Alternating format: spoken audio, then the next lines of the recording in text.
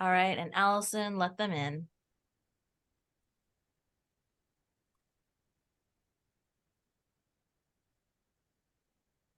Hello, everyone. Good afternoon and welcome. We're going to take just a couple minutes to let folks enter into the space today.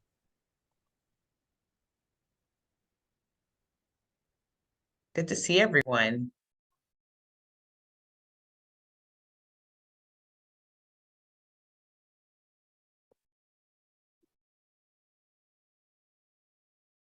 Welcome.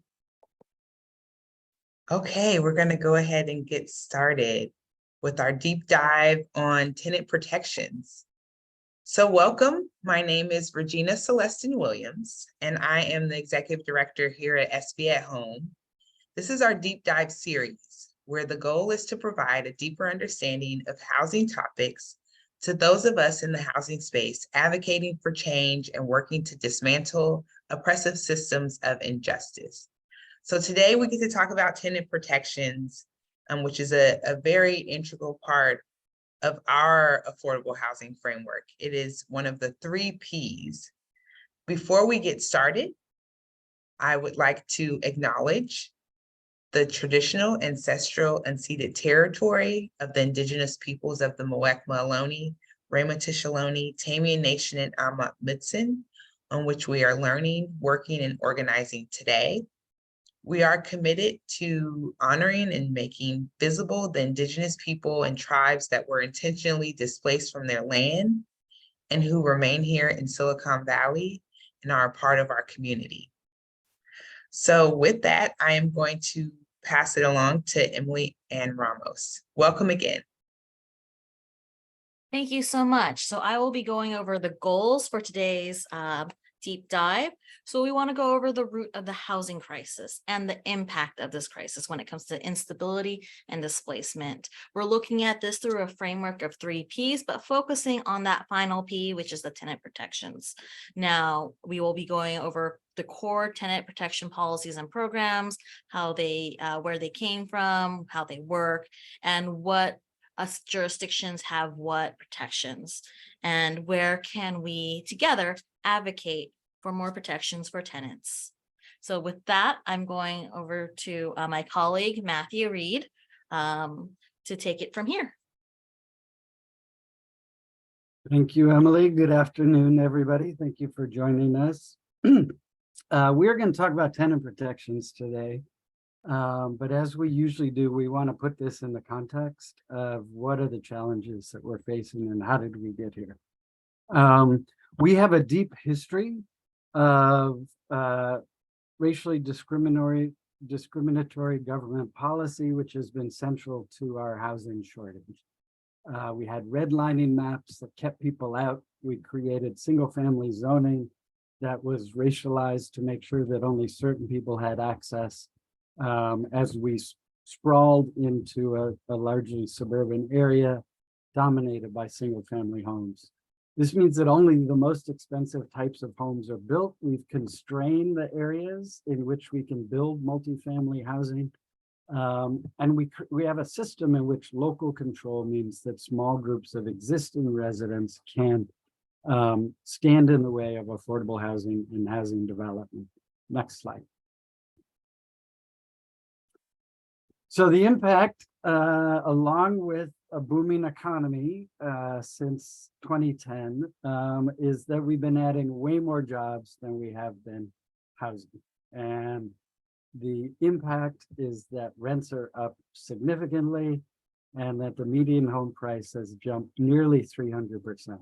So the impact of all these constraints that we've put through policy is in part the fact that we're not building housing to keep up with our economic growth and the additional jobs we're bringing to the region. Next slide. So what does this mean? This means that regular folks can't afford the rents that are being provided by the market. And so you need an income of over $8,000 a month to afford the average rent. That's 2.8 times. It takes almost 3 minimum wage jobs just to afford the average rent. You can see all of the different folks who are critical to our economy, stabilizing our communities, who are priced out currently. That means there's a lot of strain on renters to figure out how to make it through the month. Next slide. And things have been getting worse.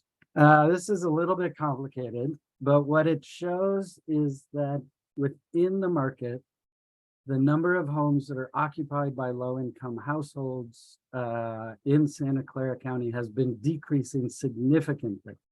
So between 2012 and 2017, we've gone from just under 100,000 units that are occupied by low-income households to roughly half of that. And so it's getting harder and harder for folks to find homes that they can afford. Next slide. So what does this lead to? On the left-hand side, this is a chart showing the level of cost burden. Let me explain this a little bit. The light pink is households who are spending over 30% of their income on rent currently during this period. The dark pink are people who are spending over 50% of their income for rent. So as you can see, not surprisingly, the poorest, lowest income working households and folks on fixed incomes in the county are paying a tremendous proportion of their income on rent. And that leads to a lot of instability and a lot of insecurity. On the right is our pie chart, which shows who makes up the extremely low income renter households in the county. And you'll see that 40% of those folks, again, these are 74% of them are paying over half of their income for rent. 40% are in the labor force. 31% are seniors on fixed incomes. 13% are disabled. And the rest is students and caregivers and other folks. So this is the plurality of these folks are working. The other section is primarily people who are on fixed income, and the hardship that those people are experiencing in the county is tremendous. And this comes back to why protections for these renter households are so important. Next slide. So what is displacement? We've talked a lot about the fact that people are getting pushed out of the area, that people are more vulnerable because they have lower incomes and they have less room for error and harder time keeping up with rent. So the Urban Displacement Project defines displacement as when housing or neighborhood conditions actually force moves. This can be due to physical or economic deterioration. It can also be due to rising housing costs. And we've thrown in the definitions of gentrification and displacement because sometimes we confuse what we're talking about in these cases. So gentrification is specifically the influx of money, investment, higher income people, higher educated residents that changes who's using the space, increases the ability for people to spend more, and rents rise, and oftentimes people get pushed out. Displacement is when there are forced moves and exclusion of access or re-access to communities. And this can be related again to either investment or disinvestment. Next slide. This is a map which shows where the risk of displacement is in Santa Clara County. This is a careful analysis put together by the Urban Displacement Project at the University of California at Berkeley.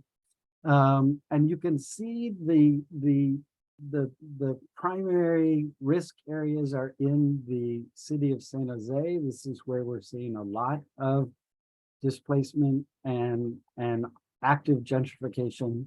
However, the white areas or the lightest pink areas are areas that have been identified as at risk of becoming exclusive. And that stretches through Santa Clara, through Sunnyvale, through Mountain View, into Palo Alto. And the darkest pink are essentially places that are really cut off. So even though the highest risks are in San Jose, there's tremendous pressure of displacement throughout the county. And we're going to share these slides so you can look at them more closely. Next slide.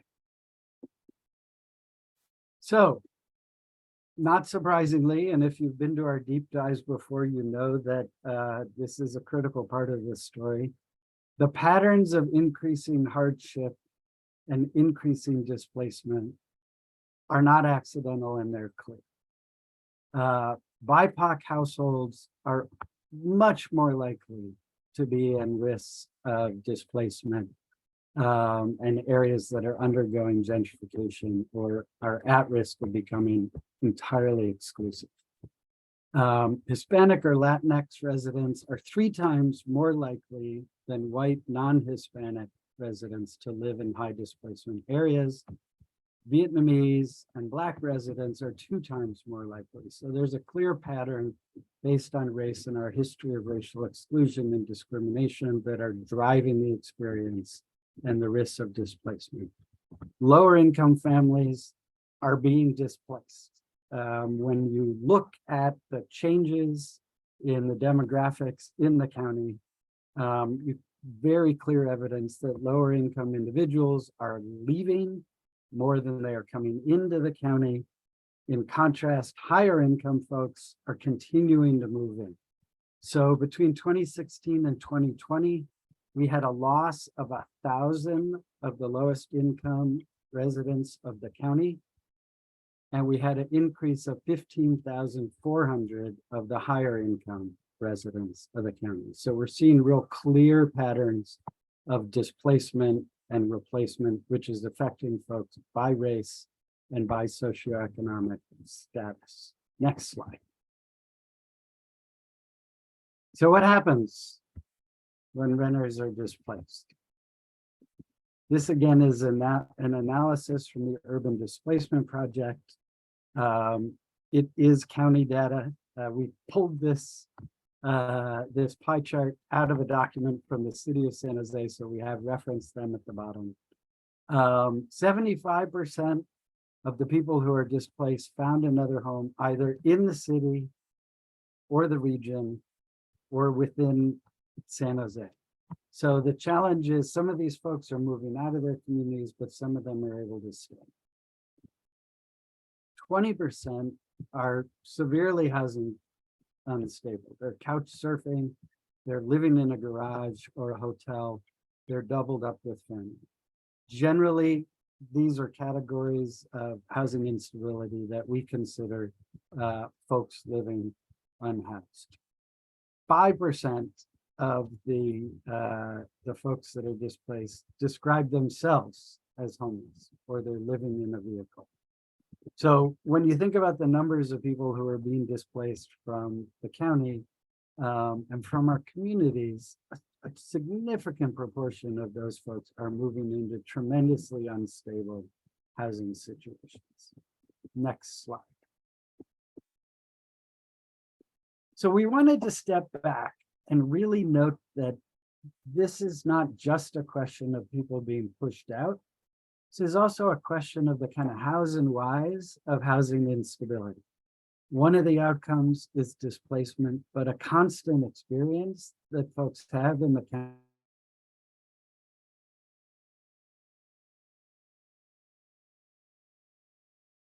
is a measurable impact on physical health, mental health, economic impacts to communities, school performance for children.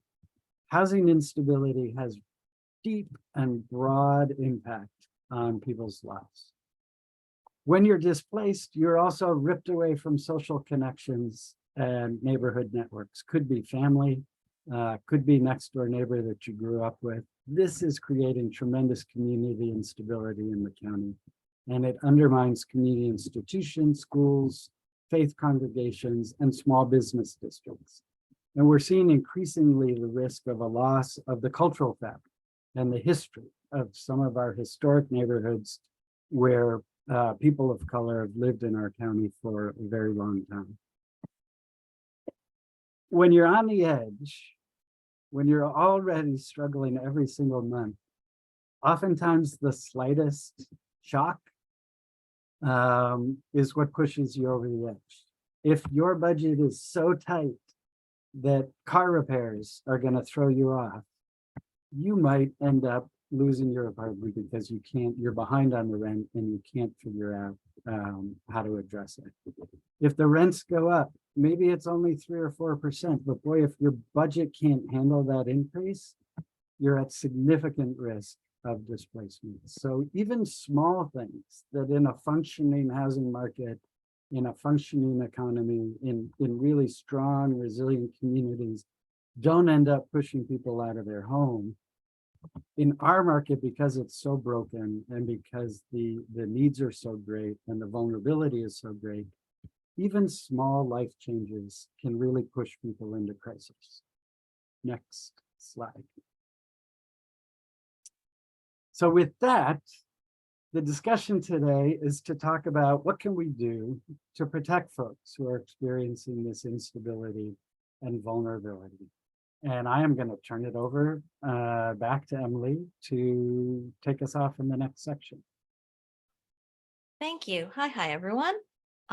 So moving on, we will be taking this deep dive into tenant protections, but to remind everyone that this is part of a 3 Ps approach where you have production, preservation, and protections, where we still need to produce the housing we need. We need to preserve the affordable housing that we have and protect the renters. So moving on to the next slide. So we understand that different problems require different policies to solve them. So we broke down, we will be going into each of these different policy solutions much more deeper throughout this presentation. However, I just wanted to show that we tried to break them down into relatively about 5 categories, and just imagine them this. First, addressing how high the rent is, how high rent increases can become. Then we move on to emergencies and evictions. And then we move on to building that tenant power and ensuring livability in your units. And then what happens when you must leave? And we'll be going over those type of scenarios as well. And then the struggle to stay into your community after you must leave your apartment. If you must leave your apartment, does that mean you have to leave your community? What policies can we do to ensure that we can keep as many of our community members who want to stay in their community as much as possible? So in our next slide, we have various policies, but they all can scale in different ways and be implemented in different ways. And some variations of these policies would be through the range of the policy, how strong or how impactful you want them to be. There's exemptions to policies, how you enforce these policies, whether these policies are means tested, which means that these policies could affect based on the tenant's income level, and then whether or not sunsets are imposed and how long those sunsets are. So next slide. All right, so we're going to go through our first round of policy solutions, addressing high rents and lack of affordability. So as we have 3 policies under this section. So we are addressing these major issues of like rents are increasing faster than wages. Tenants are severely rent burdened, unable to absorb large increases in rent. And then also the lack of rental data. So this is going to be our first round of policies. So let's go on to the next slide. So the first policy we're going to touch on is rent control and rent stabilization. So Originally, the first laws were adopted on rent control in around the 1920s, mostly in New York City. This idea of rent control was it limited the amount that landlords can charge for the unit, like a specific rent, and it wouldn't change over time. Now we have something called like a second generation of that, and colloquially has known as rent stabilization. Now, a lot of these terms can be used interchangeably. So what rent stabilization we have mostly in the state of California and in a few other states have them. It allows annual increases, but it's capped to a set percentage. So every year your rent could increase only by, say, 4% or 5%. When tenants move out, the rents can be increased without caps, and that was what we call decontrol. So say Sally lived in the unit, she had a rent controlled unit, and it was raising the rents every 5 years, every year 5%. When she moves out and Jake decides to rent the unit, that landlord can set that price back to the market rate rent. Now, these only apply to only older properties and not new constructions. In California, cities that have rent control are like Berkeley, Santa Monica, San Francisco. But in the late 70s, California started putting these state restrictions on local ordinances. So a lot of these second generation rent stabilization is actually through a law. Next slide, please. Called Costa-Hawkins. And this is one of the most significant law when you deal with rent stabilization in the state of California. Now, it's what limits local jurisdictions on what can be covered under rent control. It exempts things like single family homes and newly constructed homes. And then it locks in units covered under existing ordinances. For example, when I say newly constructed homes, if a city takes on rent stabilization now, they are usually limited by Costa-Hawkins to not apply these protections to units that are older than to units that are younger than 1995. However, there are cities that had rent stabilization before Costa-Hawkins was passed, and those are limited to units that were built before those cities passed rent stabilization. So San Jose is actually a good example of this. They passed their law around in the 1980s, and therefore their units are actually, they cannot cover units that are younger than 1980s. And the vacancy decontrol option, that is also written into Costa-Hawkins, which limits cities from limiting whether or not a new tenant can be protected under the old rents. So when a new tenant moves in, once again, the rent can be set to market rate, and then it's controlled at that point. That was done through bipartisan legislation, and this law was signed by Governor Pete Wilson. There have been attempts to repeal this law. More recently, there seems to be, I believe it was Prop 10 and Prop 21 in the past 2 election cycles, but is still currently in place. So next slide. So in Santa Clara County, we have 3 cities that have rent stabilization. The first one I'm going over is San Jose. They have a 5% cap on annual increases. They are actually, it is implemented by the San Jose Housing Department. And if you want an increase or a decrease in rent, you would submit a petition and have a hearing by a hearing officer, which is implemented, like I said, from the San Jose Housing Department. And if you do not agree with the judgment from the hearing officer, then you could appeal that hearing in the courts. In Mountain View, that is the newest rent stabilized jurisdiction in Santa Clara County. They have their rents limited to 100% of the consumer price index, or the CPI, with a floor of 2% and a maximum of 5%. So if the inflation is really low, like it was during the pandemic, for example, in the pandemic, inflation, I believe 2021, inflation was 1.9%. That means the allowable increase that a landlord could do at that year was 2% because it hit the floor. As we know, inflation's a bit high right now. So if inflation in this case, I believe, was around 5.2% this past year, that means it hit the ceiling. So the landlord cannot raise the rent higher than 5% of this year. And how this is implemented is through a rental housing committee. You submit a petition to either decrease a tenant can submit a petition to have their rent decrease. A landlord can send in a petition to have their rent increase higher than the amounts that we have automatically set. A hearing officer will hear it. If they want to appeal that decision, it goes to the rental housing committee. If they want to appeal that, then it goes to the courts.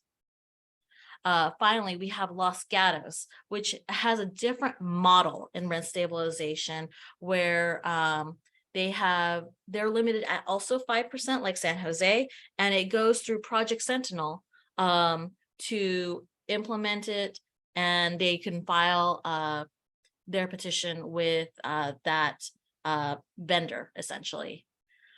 Moving on to the next slide. Another limitation that was put on to the rent stabilization is the Ellis Act.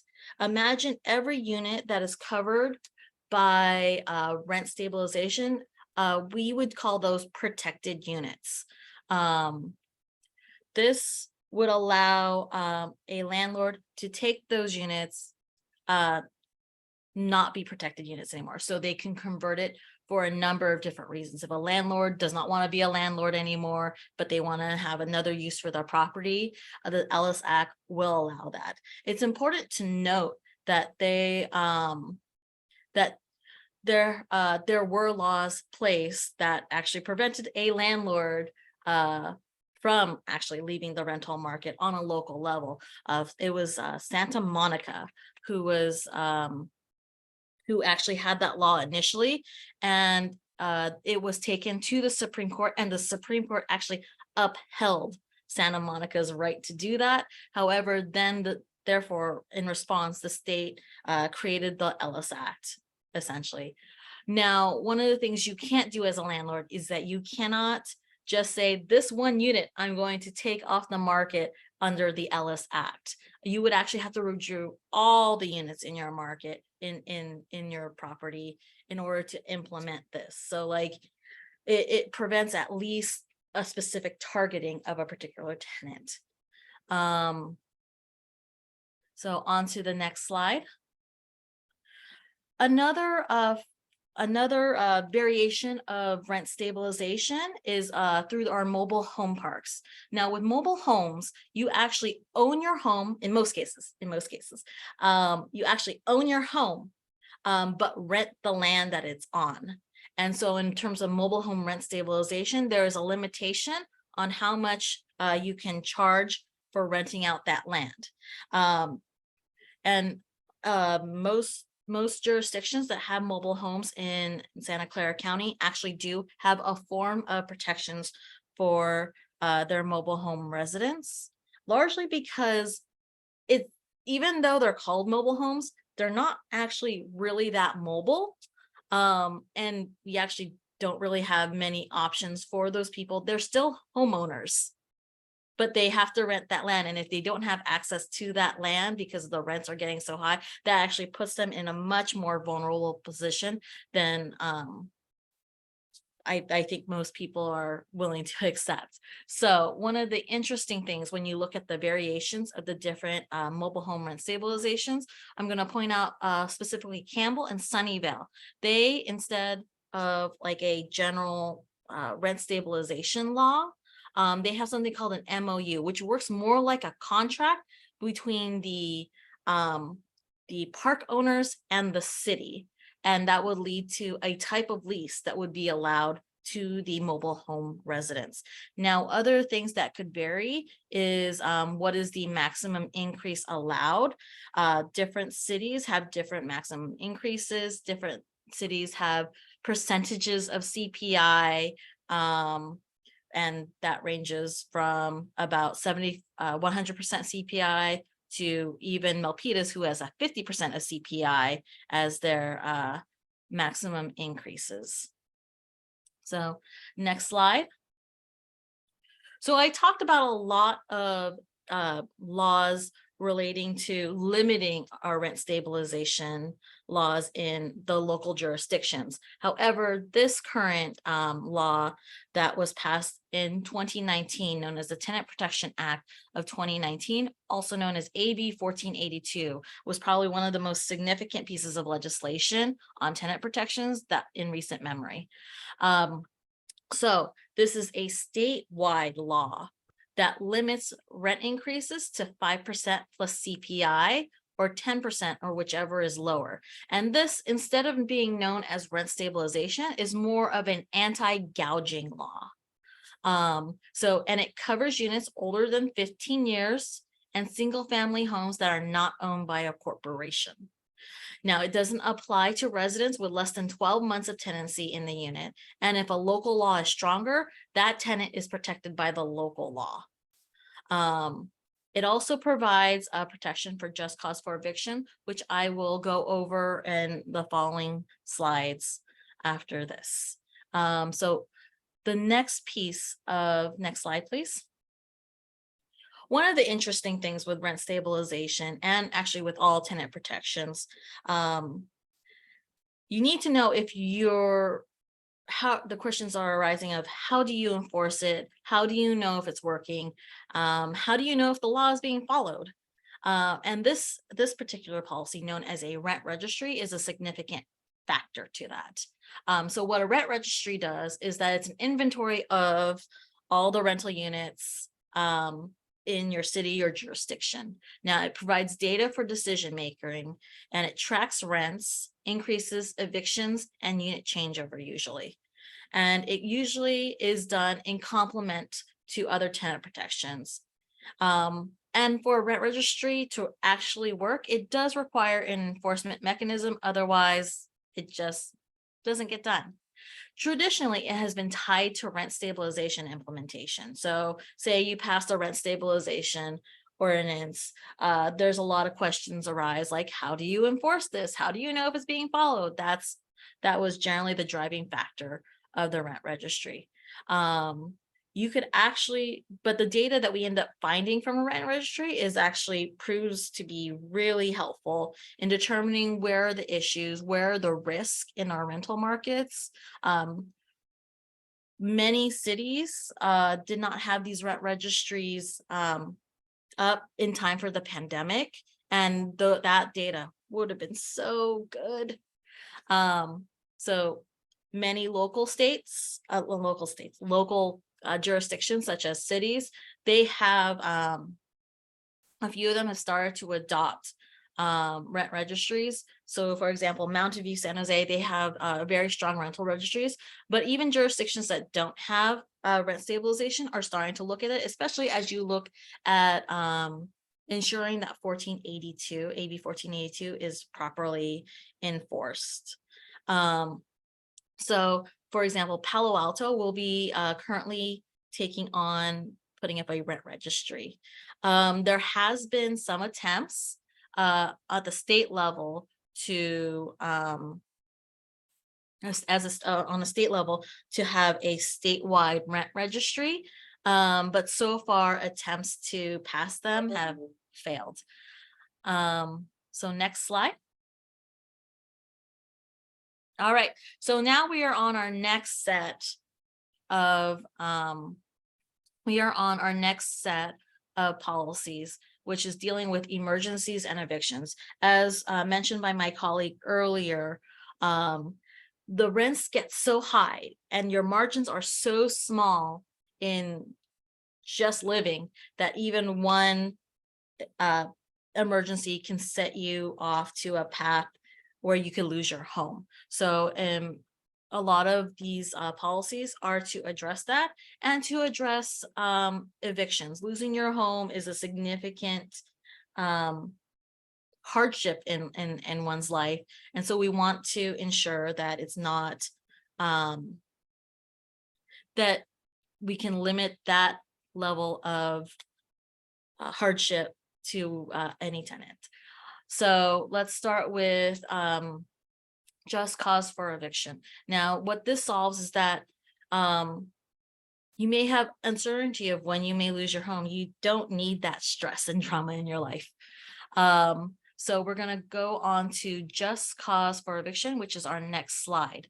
Now, what do we mean by just cause or fault or no fault evictions? But basically, you have a right to your home unless there are certain rules that will allow the landlord to evict you. So we can split them up into two types of causes. There is a no fault cause and a fault cause. So a fault cause is basically a landlord can evict a tenant if a tenant can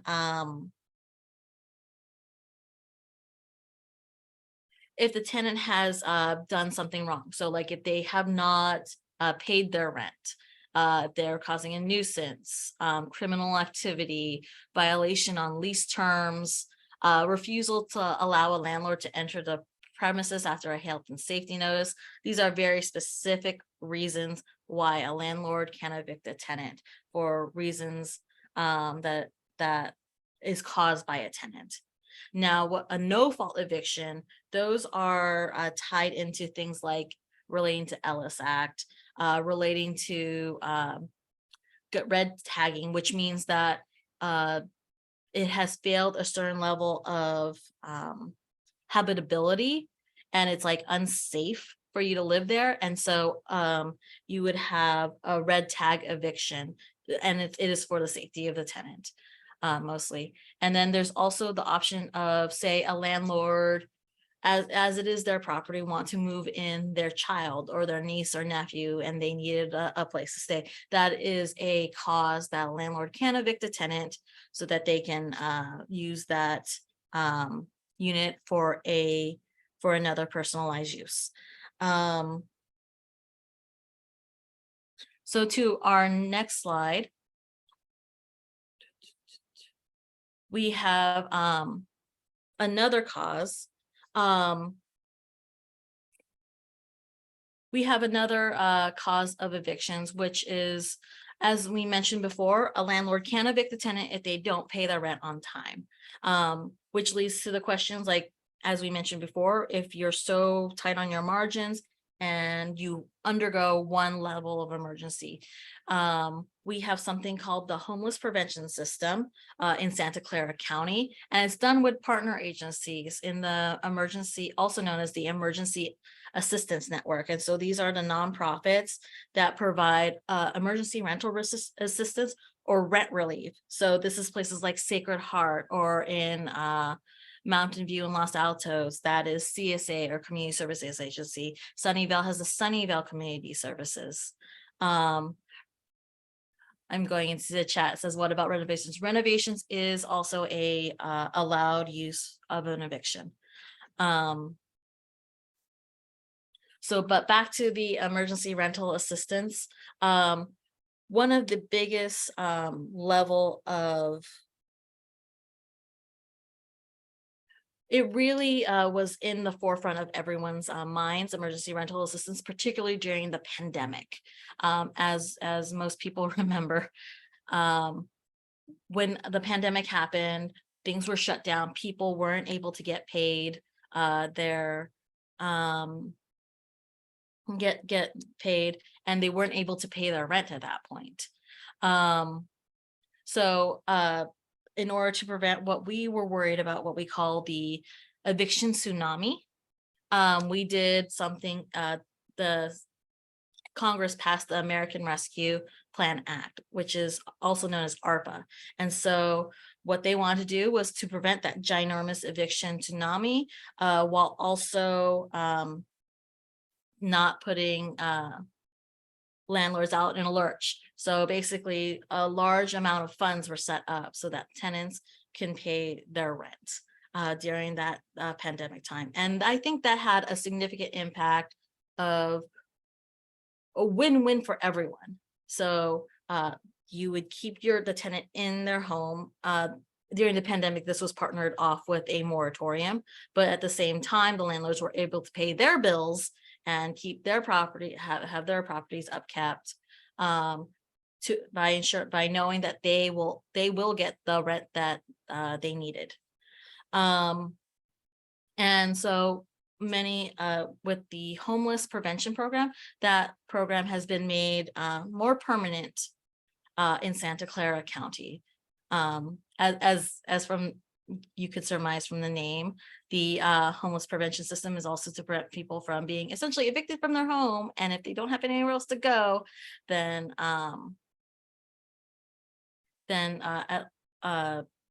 it is better to prevent the homelessness and then dealing with someone who's already homeless and putting them back into the system. So next slide, please. All right, other eviction supports and interventions. Most cities actually have a mediation program. So if a tenant is faced with a large increase or is faced with an issue that they cannot pay their rent, but maybe they might be able to make it up over time. This is something that most cities actually have access to, where they usually do through a vendor like Project Sentinel. And it doesn't even have to be for things like paying rent. It could also be like there's issues with a tenant and a landlord disagreement about like noise or about a requirement to in their lease that they want to talk through. And this is an opportunity for landlords and tenants to just come together with a professional mediator to hash out those issues. The other eviction support intervention is legal assistance and legal aid. There are organizations primarily that are nonprofits that you can contact. I believe the Law Foundation of Silicon Valley is the more dominant one in Santa Clara County. CLESPA does touch into Santa Clara County, more up on the peninsula. CLESPA stands for the Community Legal Services of East Palo Alto. The other thing is a policy of a right to legal counsel. We do not currently have any jurisdiction that has a right to legal counsel in Santa Clara County. A lot of that will take a lot of partnerships with the courts here. One thing to note with right to legal counsel, one of the barriers to that is the actual lawyers needed to make it happen.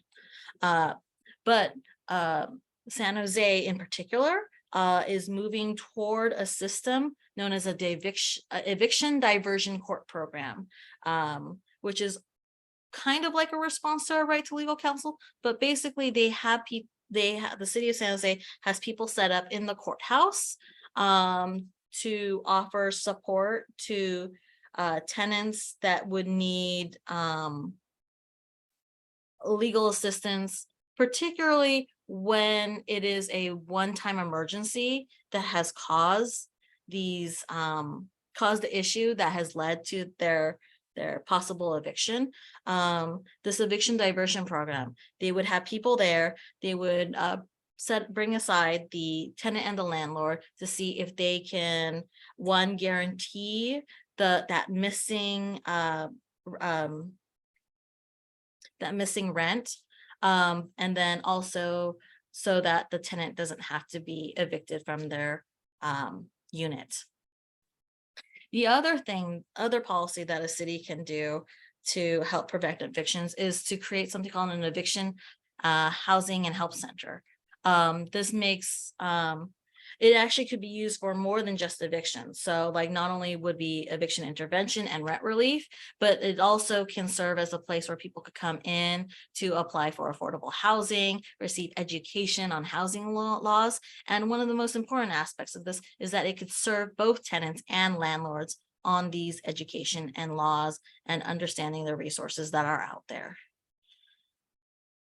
So next slide, please. Now, these next set of policies are to address essentially tenant power and livability. So another problem area to solve when it comes to tenant protections is dealing with harassment from the landlord. Other things are loss of habitability, and then also changes in ownership. So for our first round, we'll be looking at an anti-harassment policy. So next slide. All right, go ahead, Allison. Bring them all in. In the anti-harassment policy, now there are illegal actions covered by state law. So a landlord cannot shut off your utilities or threaten to call ICE or change the locks on you without you knowing, or taking other actions that are meant to intimidating tenants to leaving. Now, a local ordinance could have the power to make illegal in terms of, sorry, words. Okay, so a local jurisdiction can create laws to prevent harassment of landlords failing to accept rent payments. That may sound weird, but basically it they had it may sound weird for like a landlord to say, I'm not accepting this rent payment, but if you're not accepting the rent payment, that means the tenant is behind on their rent and then you could evict them. You can't do that. Failing to make timely repairs is another significant policy that you can add to our anti-harassment policy, and entering the unit outside business hours unless requested to do so by the tenant. So those actions you can create a local policy to protect the tenant from facing.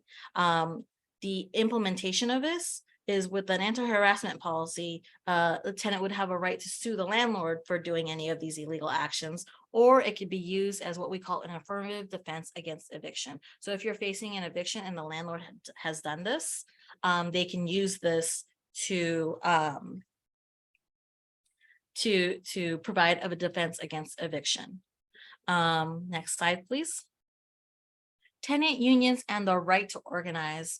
This one's a fairly new policy, at least in our area. But tenant unions are basically groups that are made for renters, usually in the same building or the same property, so that they can bargain for their different interests and rights. And you know the sayings like united we bargain, collectively we bargain, divided we beg. So like I mentioned, they're generally in the same building. They organize for protections, buyouts, strikes, which are really big, requires a lot of solidarity in a group of people to actually make things like that work. And they could also seek legal counsel as a group. What makes making tenant unions happen, what prevents them from doing that is it's hard accessing neighbors. There's landlord restricted areas, and you could say you're a group, but are you being absolutely recognized as a group by those who are serving those tenants? There was a state law that was attempted to pass an ordinance like this, but San Francisco passed a local measure in 2022. Next slide, please. Code enforcement and proactive rental inspection. We mentioned before, one of the reasons a tenant can be evicted is if it is a red tag eviction, which means that the habitability of the there is basically there is no habitability in the unit. Now, ways to prevent that is to have proactive code enforcement and rental inspection. So the goal is to find things before they become a bigger problem. And that is generally the goal of code enforcement, to ensure that these units remain habitable, particularly especially as it's older unit stock that have the stronger protections generally. So next slide. All right, community opportunity to purchase or tenant opportunity to purchase, also known as COPA TOPA. So this on a basic level is the right to make a first offer on a residential property when it's up for sale. So basically, say your landlord wants to sell your building. Sometimes whoever buys the new building, perfectly fine, tenants won't know it was a thing, they pay their landlord like they usually do. But there are times where the change in ownership can cause a significant change in how your property is managed, the rent increases that you will get, how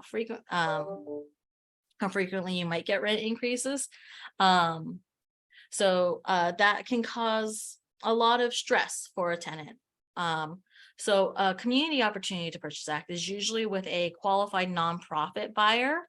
And what they would do is that essentially, if a landlord wants to sell, they have to give that opportunity to, in the case of COPA, a nonprofit.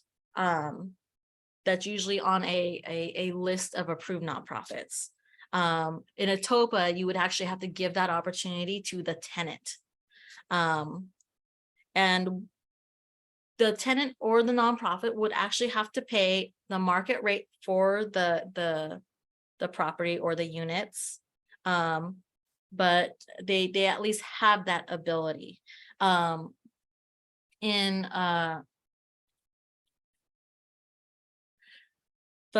in many cases, the landlord might not even care who they sell it to. So it's actually deemed as a not as strict of a policy. They're not being forced to sell the property to the nonprofit or the tenants. They just have to give that opportunity. So we move on to the next slide, which Matthew will take from here. Marvelous. Thanks so much, Emily. We're going to keep moving, y'all. So we will be sharing the slide deck afterwards, but I want to make sure we have time for questions. There's a lot here. The real goal is to understand that there's more than rent stabilization that we can do in terms of providing tenant protections. So the next couple of slides, we're going to talk about what happens when you are forced to leave your home. If we could go to the next slide. So the first thing that is pretty common, and it's contained in a number of state laws, as well as local policy, is that if your building gets demolished or your unit is removed from the market, like what Emily talked about with the Ellis Act, redevelopment either requires that every affordable or protected unit be replaced with an affordable unit or a newly rent stabilized unit. And then the right of return is the tenants have an opportunity to return to the property in a new unit, ideally with a similar rent or a rent that is affordable unit. So even if there's major redevelopment, folks should have a right to come back to their home. It can be difficult to stay connected to prior residents during redevelopment. If it takes a year and a half, keeping track of folks, seeing who's still in the area and is still interested can be challenging. We're also finding that if the rental units are replaced with ownership units, even if you have a right of return, and even if that's a subsidized return, there can be real challenges or barriers to bringing people into a home ownership opportunity.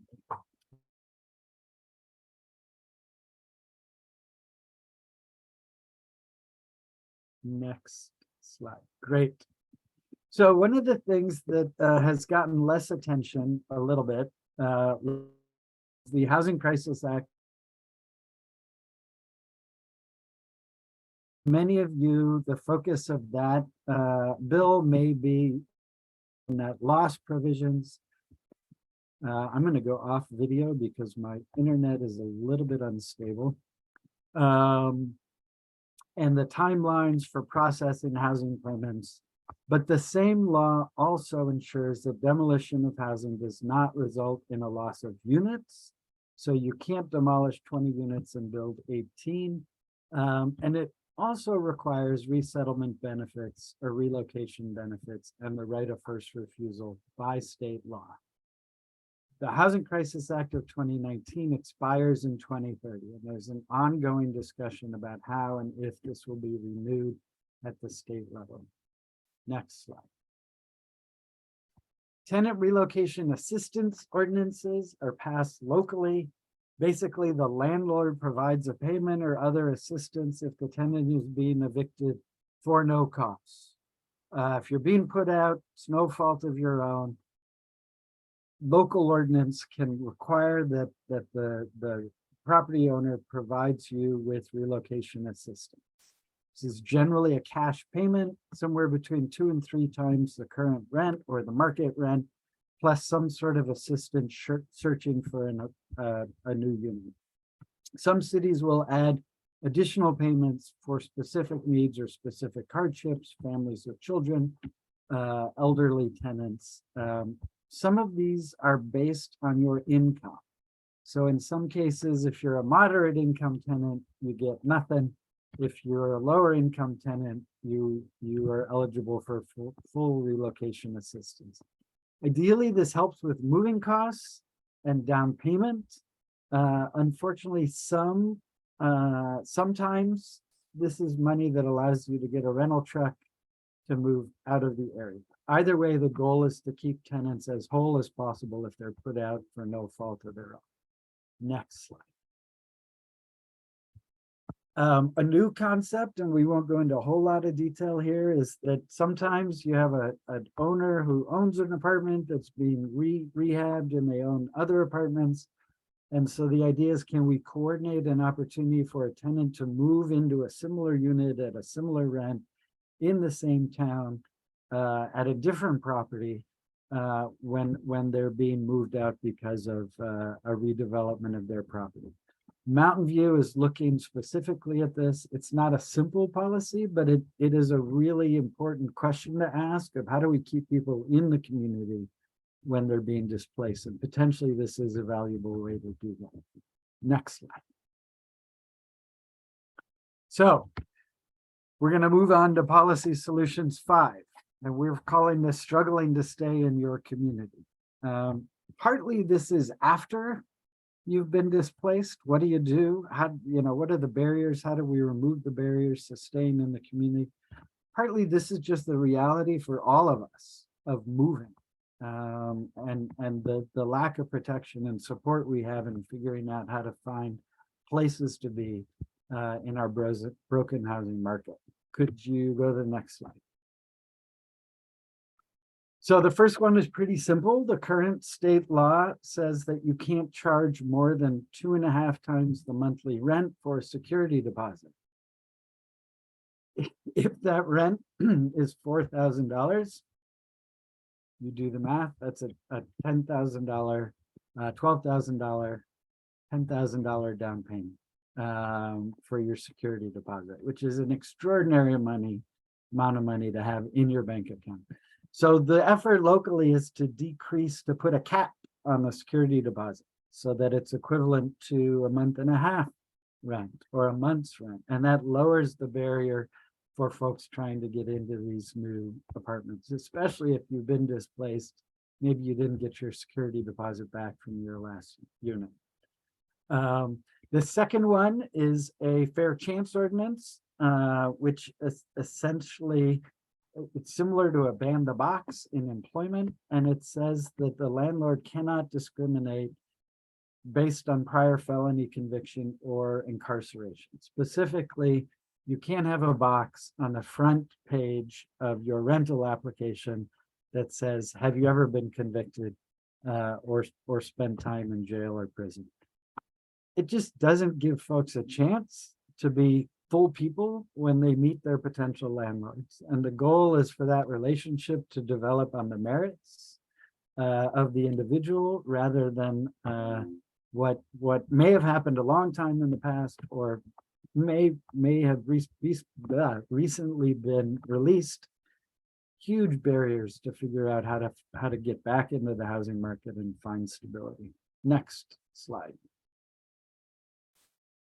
So another new one, we have cities that have live work so that folks who live within the city or work within the city get prioritized for affordable housing projects. The city of San Jose is working on a tenant preference policy. Emily, when are we doing that policy in action? The policy in action will actually be on September 29th at noon. It'll be a Friday. So hope you'll join that lunchtime with us to Right. Learn about this policy. So we're going to talk more about that, and we'll put the Eventbrite RSVP for that. But basically, it provides a preference for neighborhoods where the displacement risk is super high, and it provides a preference for tenants who've been displaced. And it allows people who live in the neighborhood, in the community where affordable housing is being built, to have a portion of those units set aside for people who live in that community, with the goal of maintaining, again, the kind of the fabric and the social connections that are what make communities, so that the affordable housing can be an asset to existing residents as well as folks in general who need the housing. Next slide. I am going to turn it back over to Emily, who's going to talk us through all of the opportunities we have for continued progress in the county. So we went through a whole bunch of policies, and these policies have been adopted by some cities, not for others. If you look on the chart here, many of the policies have not been adopted by many of the cities. So as we go through all the different policies, as we mentioned before, the one that seems to have a lot of coverage is the mobile home rent stabilization, which we mentioned earlier in the presentation today. Many cities don't have mobile home parks, so that's just blacked out. But many of the cities that do, they have provided a form of protection. One interesting one is Palo Alto's mobile home is actually is now owned by a nonprofit, so they didn't actually need those protections after that. The next one is the mediation program. Like I said, most cities have their own mediation program that is done through a vendor, most likely Project Sentinel. What does pink mean? That means pink is actually red, but I like softer colors. But that means the city has not adopted or is not currently in process of trying to adopt these policies. And so there's your opening, essentially. This is where, if you want this type of policy to protect your tenants, this is where you should advocate your city to adopt these policies.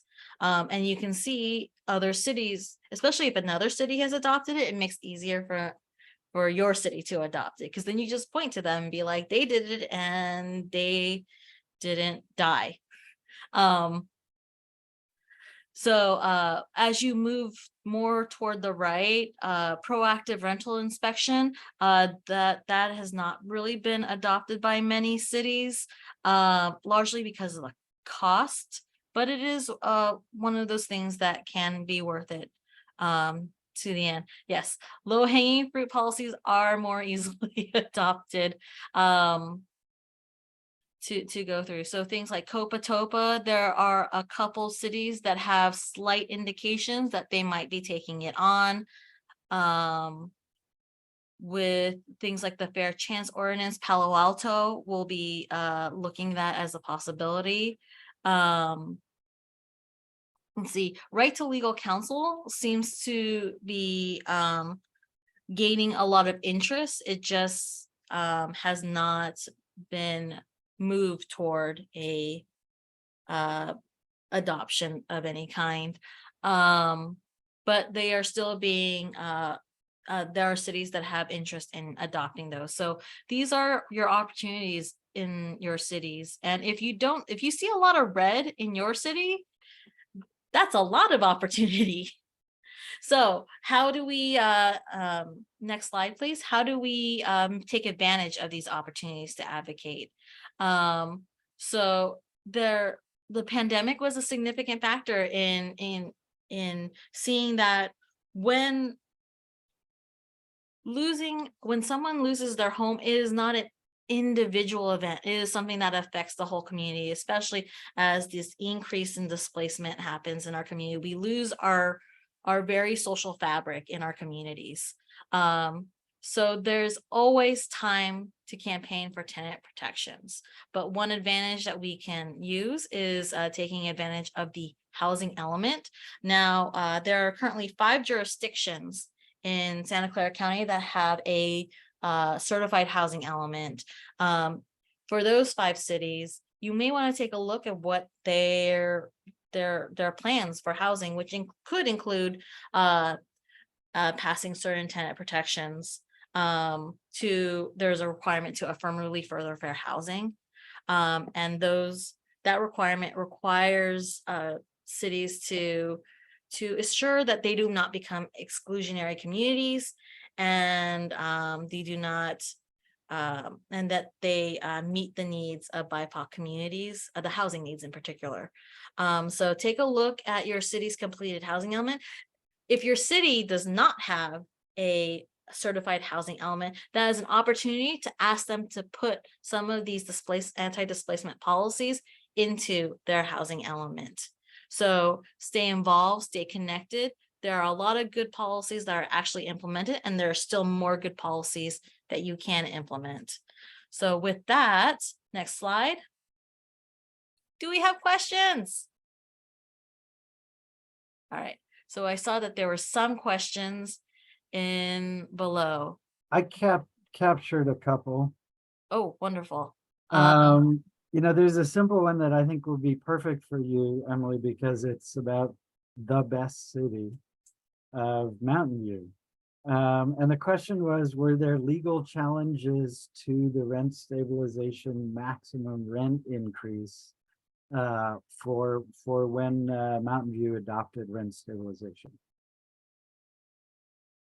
So yes, there was a legal challenge. When the rent control law was passed in 2016, the Community Stabilization and Fair Rent Act in Mountain View, there was a lawsuit that was submitted immediately after the passage of the law. However, the case was thrown out.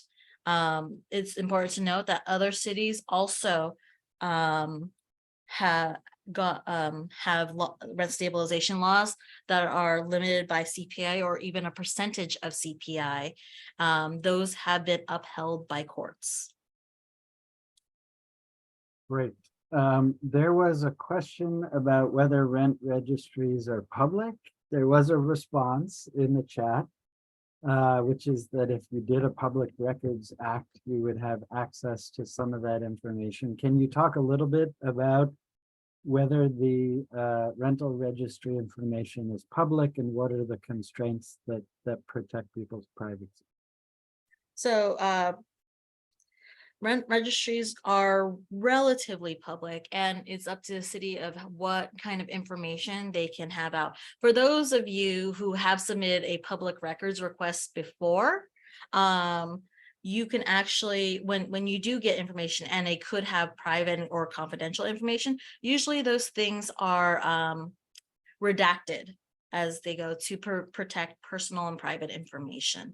So if you do a public records request on a rent registry, usually the same rules apply. Confidential and private information are redacted.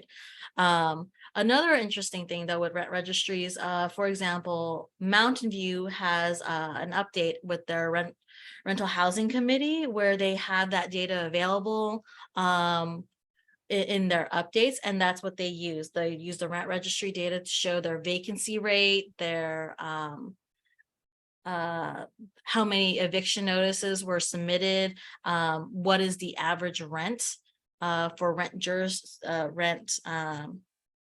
For those units that are fully covered and partially covered, in Mountain View, a fully covered unit is covered under a rent stabilization law and just cause, while partially covered is only covered by the just cause. So they can actually provide the data of the difference between fully covered and partially covered units. And I love looking through those data. Those great numbers. So in aggregate, a lot of information is published. And if you want unit specific, if the programs are designed to protect the privacy of the tenants. I'm assuming that was the redacted piece. So it's limited. I think this is a real common discussion under the rent registry discussions. And so it's a high level of both concern and interest in ensuring that folks' rights are respected, but that the information is there to help either make existing laws and programs work or to better understand the experience and vulnerabilities of tenants in need of protection in different jurisdictions. Another question, and this one is a little bit outside of what we talked about, was about whether or not you could earn out of a subsidized unit. What happens if your income increases and you are in a unit that is currently subsidized and income restricted to people with certain incomes? Emily, I don't know if you want to start on that one, but I probably have a longer answer. I don't think I want to start on Okay. that one. So in general, the policy is not that folks get put out right away, but it is true that if it is an income restricted property, the programs are not designed to allow people's income to increase in place. This is enough of a concern and enough of a problem and enough of a constraint on affordable housing really being an asset that protects people in our communities, that there's a very active discussion. What kind of programs can we put in place that allow people not to lose their homes because they're stabilizing and increasing their incomes? How do we keep people in those spaces and connected to their community and to their neighbors? This is a big part of the discussion of the sort of values of a community land trust or cooperative model. It's been really central to the discussions about how social housing might work at a local or a statewide level. So it is a challenge, and I think there's a recognition that if our goal is not displacing people and keeping communities whole, we need programs and tools that will facilitate people staying connected to their neighbors and their neighborhoods. So it's a real good question. Right now, we don't have a full answer to it, and most of the subsidized units that we have are not intended to allow folks' income to go up in place. There is Mountain View has a buffer time too. So like for a year, you can be this much over the area income. And that's also a possible solution to that issue. And that's incorporated into the inclusionary housing ordinance in Mountain View? Mostly to the 100% affordable housing projects. Got it. Okay. Great. So I think there is a big question, Emily, about low-hanging fruit. So let me just frame that a little bit.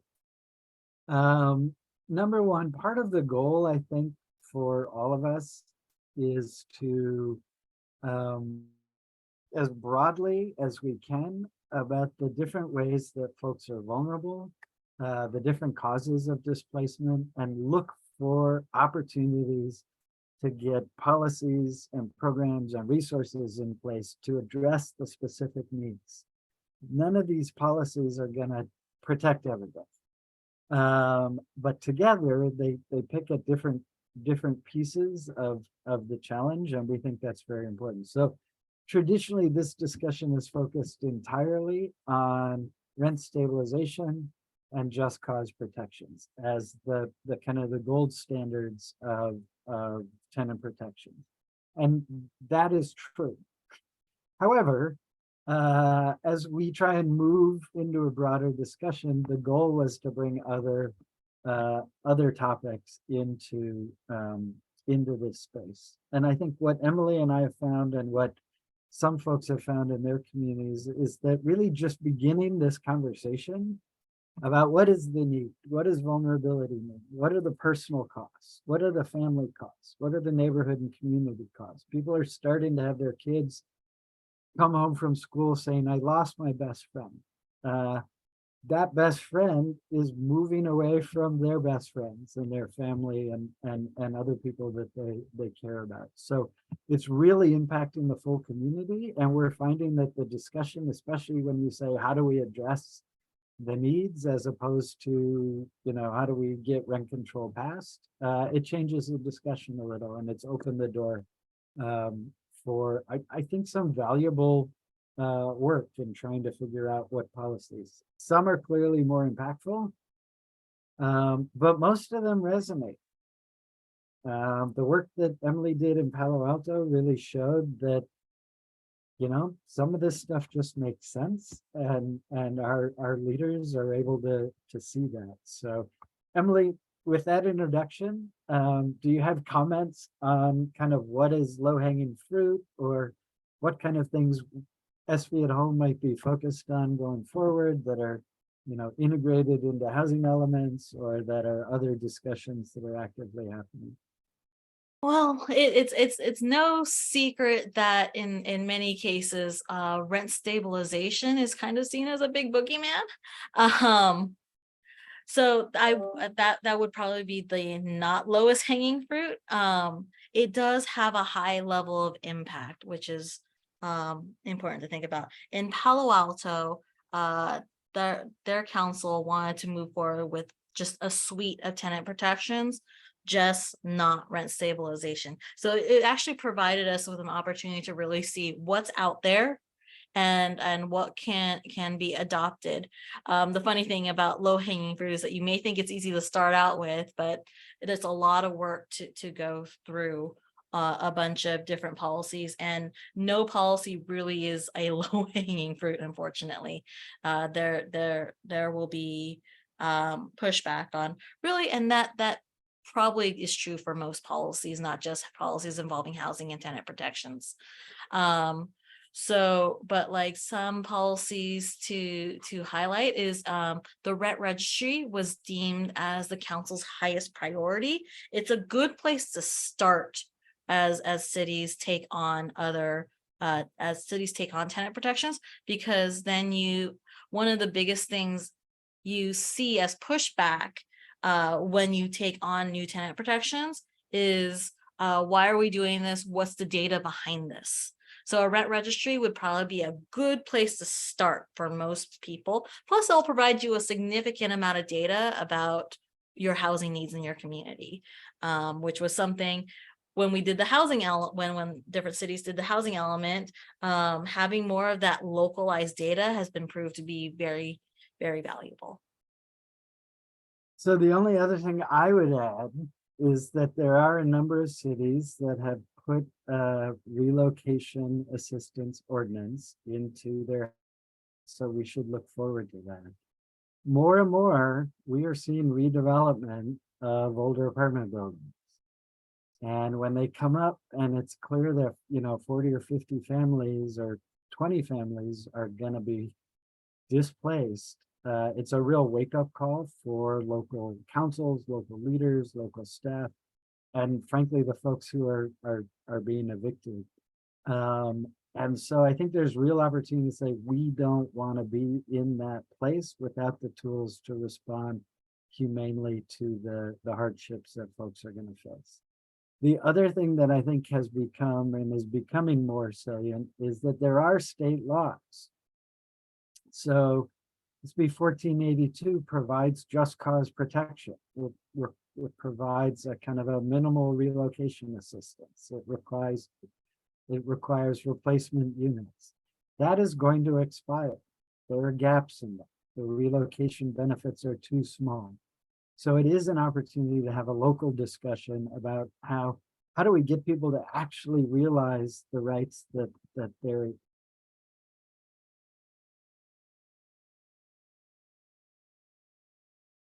intended to be able to enjoy those protections more accessible and more sustainable so that we can count on them. So this will be an ongoing discussion. Folks are pouring through housing elements. People are learning about some of the ideas that have been surfaced, many of which we talked about today. And we expect to be able to be in contact with folks to let you know what's happening locally, to let you know what's happening in your neighboring cities so that we can support each other and get some momentum behind some of these ideas. Emily, do you have any closing words before we go to our closing slides? So thank you all for joining us. If you have any other questions, feel free to drop us an email. The info@sbathome.org works, but you could also email me or Matthew. It's our first name @sbathome. So moving on to our closing slide. Before I go into our pitch for membership, for some reason my poll's not working, but feel free to put in the chat what topics you're interested in us covering next in our deep dive. A bunch of possible topics are housing preservation, local sources of affordable housing funding, ADUs and SB 9, or the entitlement process. And once again, these are possible subject matters or deep dives. But thank you all for coming. And we hope to do another one of these in the future. At SB at Home, we believe that everyone deserves a safe, stable home. So if you do too, we invite you to join us as a member. So when you join SB at Home, we can leverage our resources, magnify our voices, advance strategic and collaborative solutions to California's affordable housing crisis that meet our local and regional needs. So your membership helps support our work, including educational programs like the one today. You can find a link to join us in the chat. Together, we can work towards solving the Bay Area's housing crisis. Let me drop that into the chat right now.